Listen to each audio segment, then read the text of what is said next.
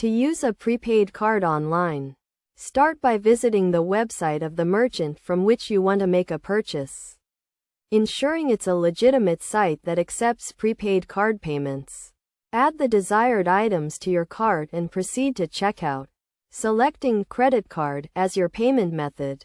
Next, enter the 16-digit card number, CVV, and expiration date, along with any additional details requested, such as your name and address, if your card isn't linked to a name. You can enter a placeholder.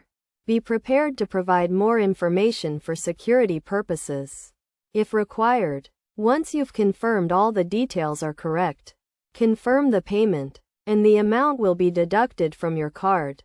It's worth noting that some merchants may have restrictions on using prepaid cards for certain purchases or subscriptions. By following these steps, you can successfully use your prepaid card for online transactions.